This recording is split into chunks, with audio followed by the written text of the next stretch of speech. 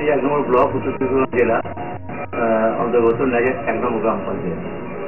আমরা আমাদের এলাকায় এই সার্বিক স্বাস্থ্য বিজ্ঞান প্রকল্পের কাজ করতে গিয়ে প্রাথমিক স্তরে যে আমাদের একটা অসুবিধার সৃষ্টি হচ্ছিল, আমরা আমাদের এলাকাটা খুবই দুর্বল, অর্থনৈতিকভাবে খুব দুর্বল এবং খুব দারিদ্রতম এলাকা বলা যায়। কারণ আমাদের এখানে 1% দেশ ঠিক মতো না হলে আমাদের এখানে তাদের অর্থনৈতিক অবস্থাটা ভালো হয় না।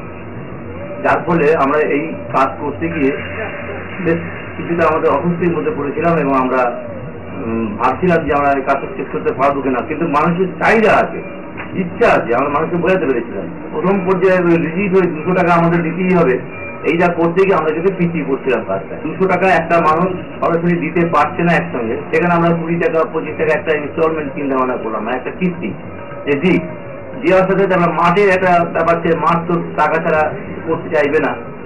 আমরা মাঠে আমাদের গ্রাম পঞ্চায়েত থেকে আমরা প্রতিশ্রুতি দিলাম যে তোমরা এটাকে আমাদের সাহায্য করো, আমরা যেরকম টাকা পাচ্ছি তালিকা তৈরি করে তোমাদেরকে আমরা দিয়ে দিচ্ছি, তোমরা এ করো, মালটা সাপ্লাই দাও। সাপ্লাই দেওয়ার সঙ্গে তারা ইতিমধ্যে আরো কিছু টাকা জমা দিতে থাকবে, আমার সেই টাকাটা আবার সময় মতন দিয়ে দেবো।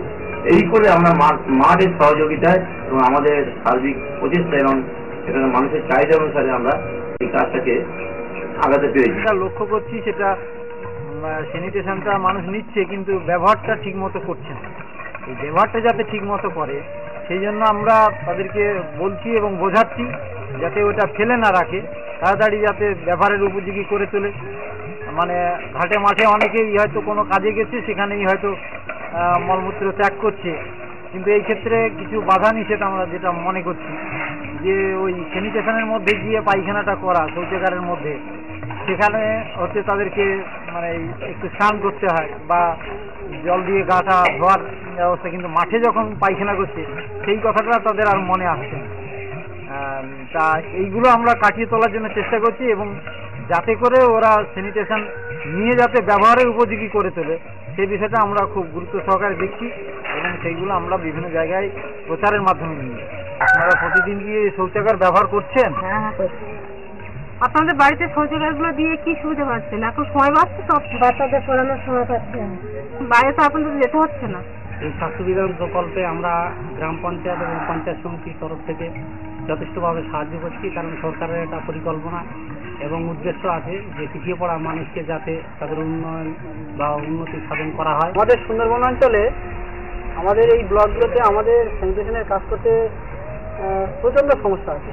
তার কারণ হচ্ছে আমাদের এই জিপিগুলো এক একটা নদী বেষ্টিত, প্রত্যেকটা জিপি একটা একটা নদী দিয়ে মানে বেষ্টন। সেক্ষেত্রে আমাদের এই ক্যারি করা স্যানিটারি মেটেরিয়ালগুলো নিয়ে যেতে অনেক খরচ হবে, সেক্ষেত্রে গরিব মানুষ দিতে পারে না। এই একটা আমাদের বড় ভাইটাল মানে সমস্যা। এই সমস্যার জন্য আমরা অগ্রগতি ক্ষেত্রে বাধা পাচ্ছি, তা না হলে আমরা অনেক আগেই এই ব্লকে ফুল স্যানিটেশন আমরা করে ফেলতে পারতাম।